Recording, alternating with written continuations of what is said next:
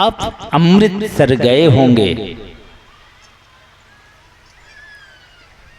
जलियांवाला बाग का नाम बहुत लोग जानते, जो अंग्रेज ने मशीन चला दिए थे अपने देश को आजाद करने वाले के ऊपर। उसी के निकट अटल साहिब की एक समाधि बनी हुई है। अटल जी अपने साथी मोहन के साथ बचपन में खेल रहे थे मैदान में। ये संध्या हो गई। मोहन कहते हैं कि अब संध्या हो गई, चलो घर। अटल जी कहते मेरी एक पारी बाकी रह गई। मोहन कहते कल वसूल कर लेना। दोनों घर चले आए। दूसरे दिन खेल का समय हुआ। अटल जी दौड़ते हुए जाते हैं मोहन के घर पर। अब वहाँ क्या देखते हैं? कोहराम मचा हुआ है। मोहन मर गया था, जमीन पर पड़ा हुआ था। परिवार के लोग, समाज के लोग रो। अटल जी पहुंच गए वहाँ। उसी भीड़ में घुस के क्या देखता है, पहुंच गए कि मोहन पड़ा हुआ है जमीन पर। आई जाके हाथ पकड़ा, का उठो, नक्कल किया है, मेरी एक पारी बाकी है और नक्कल किया है। हाथ पकड़ा और उठाया, लेके दौड़ते चले गए खेल के मैदान में। सारे लोग आंख फाड़ते देखते रह गए। आश्चर्यचकित हो गए सब। जो मर गया है एक बच्चा आया और हाथ पकड़ के दौड़ाते लेकर चले गए खेल मैदान। अब वहां खेलने लगे। खेल के जब घर लौटे तो अटल जी के पिता हरगोविंद सिंह जी महाराज कहते हैं, तूने क्या चमत्कार किया है, इसके बदले में मुझे चाहे तुमको शरीर छोड़ना पड़ेगा। इसके बदले में मुझे चाहे तुमको। अब अटल जी बचपन की अवस्था है, 7 साल की अवस्था है। सोचा कहीं पिताजी ने शरीर छोड़ दे।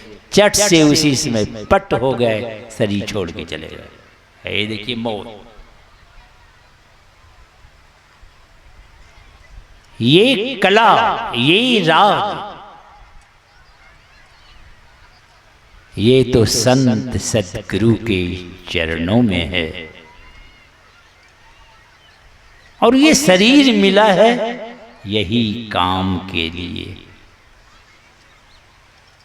ये पूंजी है, पूंजी भी कहते हैं इसको। कबीर साहब कहते पूंजी लाया। ये मनुष्य शरीर रूपी पूंजी लेके आए हम लोग। अमूलो गमाया। ऐसा धंधा शुरू कर दिए कि पूंजी तो गायब। कीड़ा मकोड़ा घोड़ा कुत्ता में अगर चले गए तो पूंजी न डूब गई। जो जिस पूंजी के लिए देवता भी ललायित रहते हैं, वे भी भगवान से गुहार लगाते हैं, प्रार्थना करते हैं कि प्रभु एक बार मुझे भी यानी मनुष्य शरीर दे दो। चलो उसको नसीब नहीं है, आपको तो नसीब। ये हाथ लग गया है, मनुष्य शरीर मिल गया है आपको। आप क्या कर रहे हैं?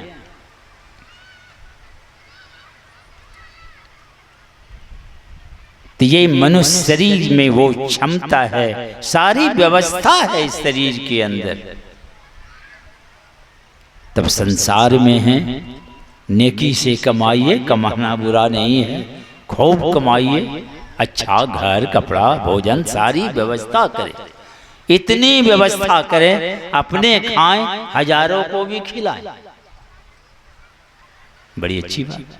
अगर नहीं खिलाने की क्षमता है तो कहेंगे अपना तो पेट भर ले। नहीं, जो कबीर साहब कहते साईं इतना दीजिए। भाई कितना दीजिए? कहते साईं इतना दीजिए। साईं माने परमात्मा।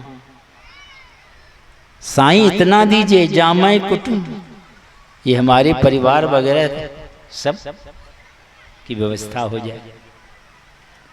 साईं इतना दीजिए जामय कुटुंब समाज, परिवार की सारी व्यवस्था हो जाए। और मैं भी अपने भूखे रहिएगा, तो मैं भी भूखा ना रहूं। बड़ी अच्छी बात। जो आ जाए अतिथि साधु संत महात्मा द्वार पर, साधु न भूखा जाए, इतनी तो चाहिए जरूर। तो ये इस पूंजी की रक्षा के लिए इतनी ही काफी है कि साईं इतना दीजिए जामय कुटुंब समाय, मैं भी भूखा ना रहूं, साधु न भूखा जाए। और इतनी ही व्यवस्था नेकी के साथ करें आप, और उस व्यवस्था में बैठ के यही काम करना है। यह काम एक मनुष्य के अंदर परमात्मा ने ये व्यवस्था की है,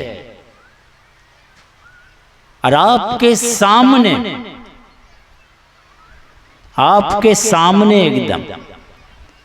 मैं कह रहा था कोल्हाड़ की व्यवस्था, कोल्हू में देखते हैं ना, लोहा ऊपर नीचे लोहे का रोलर होता है, और बीच में जब गन्ना डालते हैं तो नीचे और ऊपर वाला लोहा ऐसा रगड़ देता है कि सिट्ठी अलग और रस कंटर में चला जाता है कि नहीं। और उस रस को गांव ग्राम में मैंने देखा है कई जगह, बड़ी बड़ी कढ़ाई और रस चूल्हा पर चढ़ाता है, खौलता है, मैल निकलता है, बड़का बड़का छनौटा भी रखते, मैल निकालती जाता है। जब एकदम कम हो जाता है, किसान जानता है कि अभी भी मैल इसमें छिपा हुआ है, तब क्या करते हैं, तो हाइड्रोकेमिकल वगैरह थोड़ा डाल देते हैं, जो छिपा हुआ मैल है वो भी निकल जाता है। अब वो रस इतना रिफाइन हो जाता है, अब वो रस क्या बनता है, गुड़ बन के तैयार होता है। ये तो गुड़ बन गया। आपको क्या बनना है, गुरु। तो क्या करें, आपको उठा के वही कोल्हू में घुसा दें, हड्डी पसली चब सब चूर हो जाएगी, ना गुड़ बनेगा ना गुरु बनेगा, हड्डी पसली सब चूर हो जाएगी। तब कैसे बनेगा गुरु।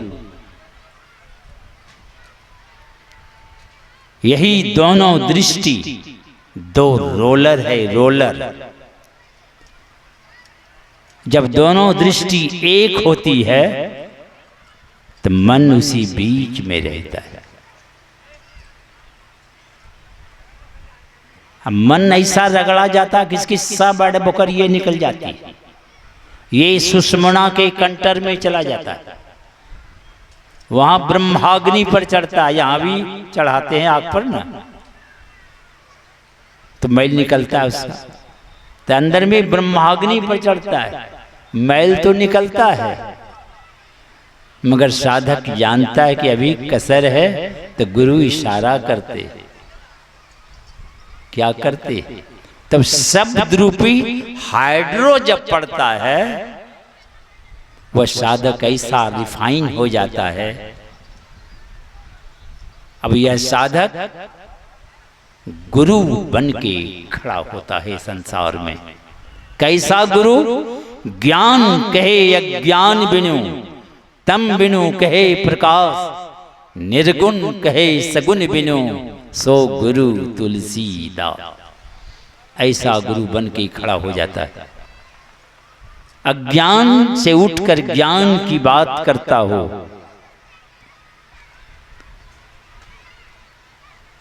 सगुण से उठकर निर्गुण में पहुंचाया हो अपने को, अंधकार से उठ के प्रकाश में ले गया हो, ऐसे गुरु होते हैं। ऐसे गुरु के चरणों में अगर आप अपने को समर्पित करेंगे तो आपको भी सारे आवरणों के पार ले जाके खड़ा करेंगे। आपका जीवन सदा के लिए सार्थक सफल होगा। इसलिए ये क्या है, अरज कीजिए, उसी से प्रार्थना कीजिए, अरज कीजिए, उसी से अरज कीजिए आप।